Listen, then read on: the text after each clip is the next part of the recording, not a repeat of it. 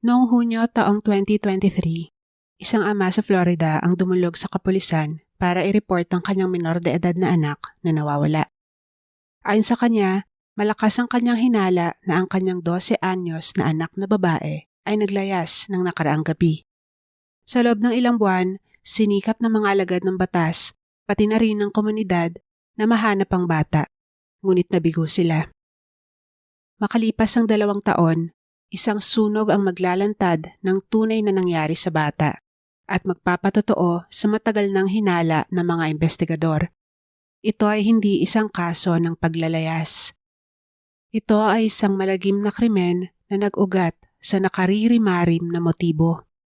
At ang pinaniniwalaang may gawa nito ay walang iba kundi ang sariling ama ng biktima. Ito ang kaso ni Lori Page.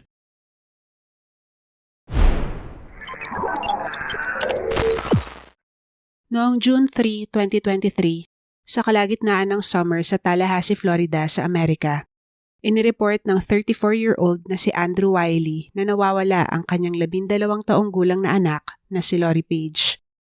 Ayon sa lalaki, gabi ng June 2 ay nanood pa sila ng telebisyon ng anak bago siya pumasok sa kanyang night shift ng bandang 11 p.m. Iniwan niya nga raw sa kanilang bahay na ligtas at buhay si Lori habang patuloy na nanonood ng TV. Kinabukasan, pagka-uwi ni Andrew bandang 10:00 ng umaga, napagtanto niya na wala na sa bahay ang anak, pati na rin ang rainbow-colored backpack nito. Agad na naisip ng ama na naglayas si Lori, at ito rin ang sinabi niya sa mga awtoridad. Hindi naman ito mahirap paniwalaan dahil 1 buwan pa lang ang nakararaan ay naglayas na din ng bata, pero natagpuan siya agad sa isang apartment complex. Mabilis naman ang naging aksyon ng kapulisan at ginalugad nila ang mga lugar na maaaring pinuntahan ng bata at in-interview ang mga taong nakakakilala at maaaring nakakita dito. Naging mahirap ang pagkalap nila ng impormasyon tungkol sa maaaring kinaroroonan ni Lori. Una, 1 taon pa lang siya sa Tallahassee, kaya wala pa siyang masyadong na-develop na routine o relasyon sa mga tao roon. Pangalawa, kalagitnaan noon ng school break kaya wala ring school pattern na maaaring i-track ang mga investigador.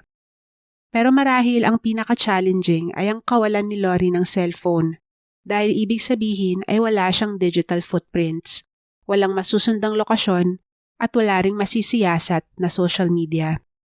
Sa kabila nito, sinubukan pa rin ng mga investigador na suriin ang ilang accounts na mayroon ng bata, tulad ng para sa larong Roblox, IG at Discord, pero wala silang nakuhang impormasyon mula sa mga ito. Lumipas sa mga araw, mga linggo at mga buwan, subalit hindi nahanap si Lori. Sa pagtakbo ng investigasyon, nalaman ng mga otoridad ang mga mahirap na pinagdaanan ng bata, pati na rin ang mga naging senyales na maaaring mayroon itong hindi magandang dinanas bago siya mawala. Nang mabuntis si Miranda Page sa edad na 17, hindi niya ito itinuring na isang blessing. Sa halip, ilang beses niya itong ninais na ipatanggal.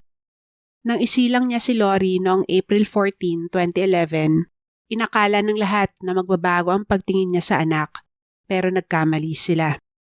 Aminado si Miranda na hindi niya kayang alagaan si Lori, kaya tumira ang kanyang ina na si Brooklyn kasama nila para tumulong alagaan ng bata.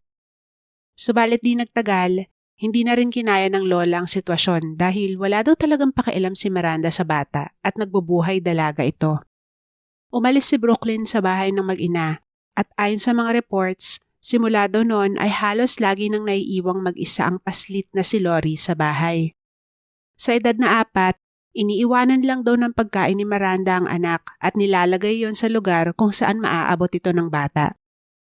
Sa murang edad ay marunong na din daw itong gumamit ng microwave at iba pang home appliances. Ayon pa sa mga ulat, may mga pagkakataon daw nakakaiba ang naging behavior ng bata dahil sa ilang medikasyong pinapainom dito ng ina. Hinihinalang hindi ito nireseta kay Lori, kundi binigay lamang sa kanya ni Miranda para mapakalma at mapatahimik ito dahil lagi siyang nagrereklamo na madaldal daw ang bata. Hindi umano seryoso ang naging relasyon ni Miranda sa ama ni Lori na si Andrew Wiley at bihira daw mag-usap ang dalawa. Pero may mga pagkakataon namang dinadalaw at nakakasama ng ama ang anak. Noong Hunyo 2022, mula Tennessee kung saan siya nakatira kasama ang ina, tumungo si Lori sa Tallahassee, Florida para makasama ng ilang araw ang ama. Subalit habang naroon, tinawagan siya ni Miranda para sabihing hindi niya na ito kayang alagaan, kaya hindi niya na ito kukunin mula sa ama.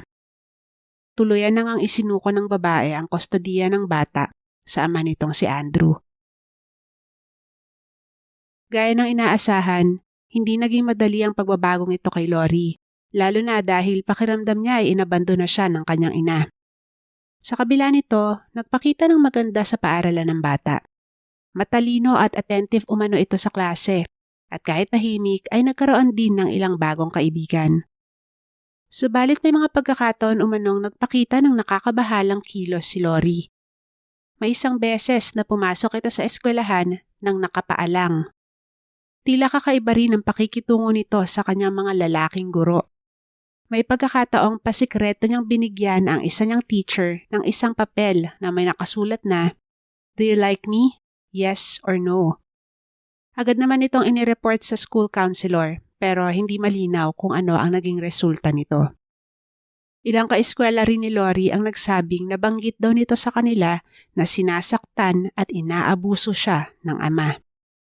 Isa pa nga sa kasama ni Lori sa school bus ang nakasaksi umano na hinataw siya ni Andrew ng sinturon habang sila ay nasa bus stop.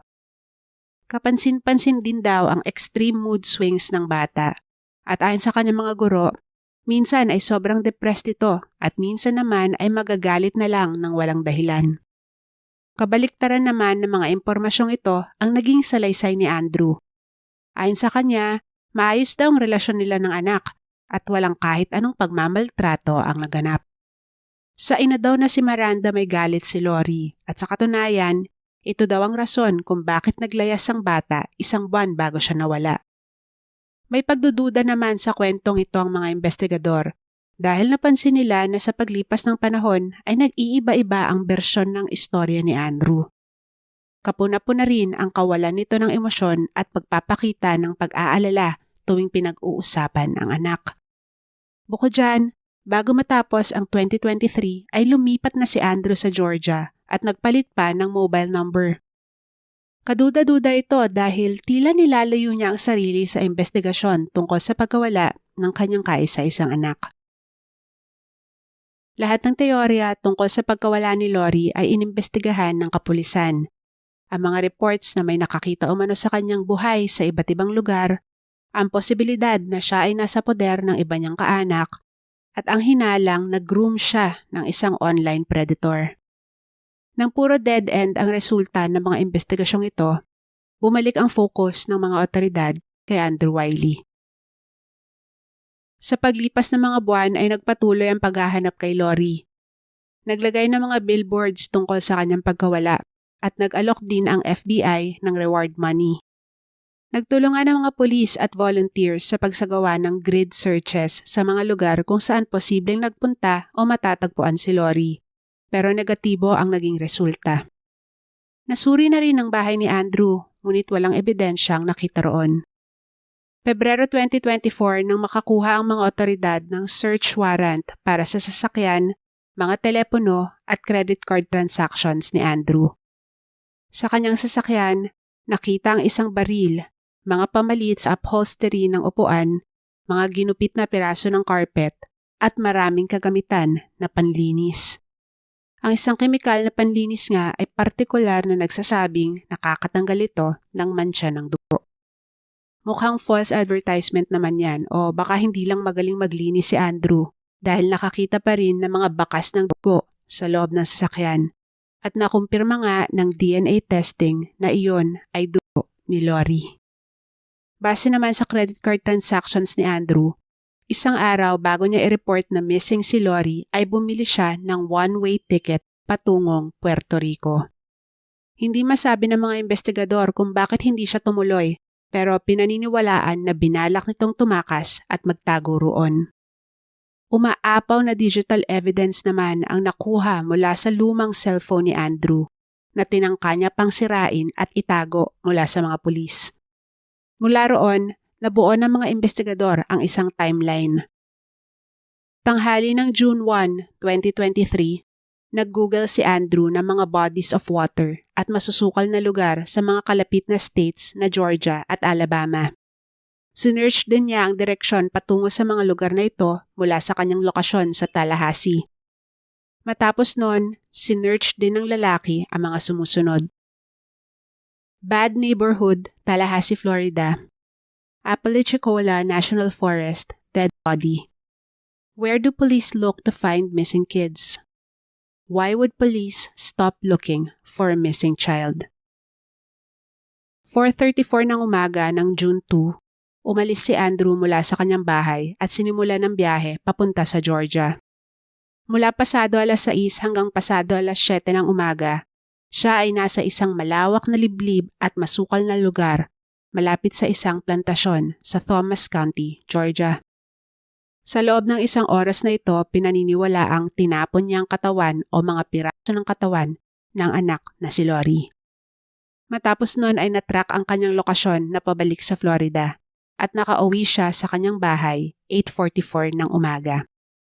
Kinabukasan nga, June 3, 2023, inireport niyang nawawala si Lori.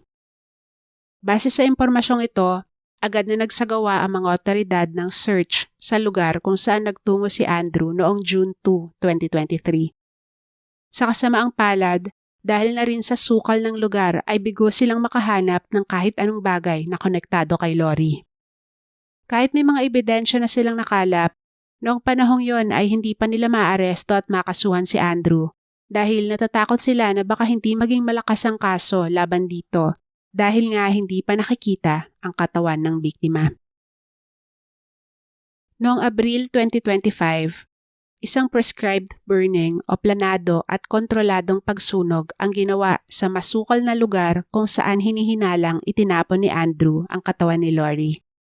Ginagawa ang prescribed burning sa isang lugar para linisin ito at maiwasan ang mga wildfires. Matapos ang pagsusunog na ito, agad na bumalik sa lugar ang mga investigador para muling hanapin ang biktima. At noon ngang April 5, 2025, halos 2 taon matapos ang kanyang pagkawala, sa wakas ay natagpuan din ang mga labi ng 12-year-old na si Lori Page. Ayon sa mga ulat, iilang buto na lamang niya ang na-recover. Ngunit ito ay sapat na para kasuhan ang pangunahing suspect sa krimen na ito, ang 36-year-old na ama ng biktima na si Andrew Wiley. April 11, 2025 nang nagsagawa ng isang press conference ang Tallahassee Police Department kung saan inanunsyo nila ang pagkakatuklas sa mga labi ni Lori at ang pag-aresto sa ama nitong si Andrew para sa second-degree murder. Ayon sa investigasyon, May 25, 2023 nang huling nakitang buhay si Lori ng ibang tao maliban kay Andrew. Pinaniniwala ang pinasang ng lalaki ang anak, June 1, 2023. Ibinyahe niya ito kinabukasan gamit ang kanyang sasakyan kung saan natagpuan ang mga dugo ng biktima at itinapon ang katawan sa Thomas County, Georgia.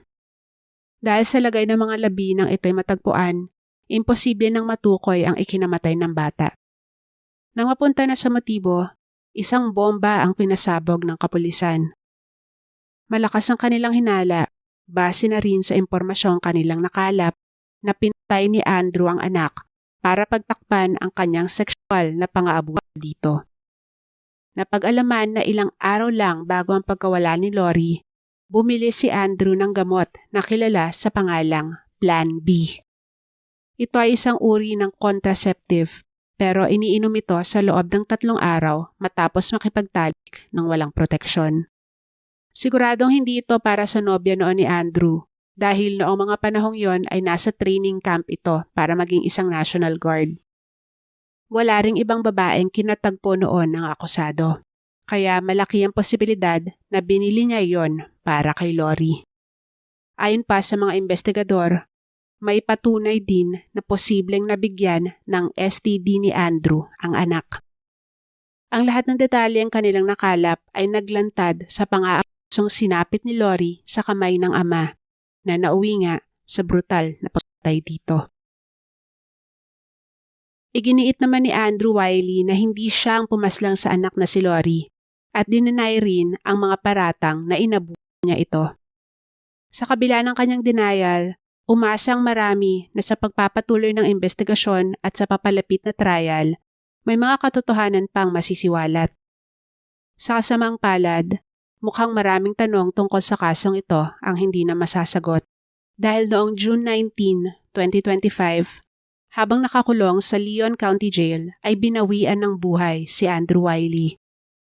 Ayon sa autopsy report, natural causes ang ikinamatay ng lalaki na dulot ng pulmonary embolism o yung pagbabara ng malaking ugat sa baga. Nagulat ang mga tao sa development na ito at may mga nagsabi na baka tinumba daw ang lalaki dahil sa kasong kinasasangkutan nito. Pero para sa mga investigador, hindi man nila inaasahan na gano'n ang magiging ending. Kampante sila na dinakip nila ang tunay na may sala. Hindi man nalitis at nahatulan si Andrew Wiley, naniniwala ang marami na kahit papano ay may tuturing na itong case closed dahil natagpuan din si Lori na pangalanan ang may gawa noon sa kanya at siguro nga ang maagang pagkamatay ni Andrew ang inatang sa kanyang parusa ng hustisyang higit na mas makapangyarihan sa batas ng tao. Anong masasabi niyo sa kasong ito? Sa inyong palagay, tamang tao nga kaya ang kinasuhan para sa nangyari kay Lori? I would love to hear your thoughts dyan sa comment section. Don't forget to like and share this video and subscribe to my channel for more content like this. Thank you for watching at ingat tayong lahat. Bye-bye!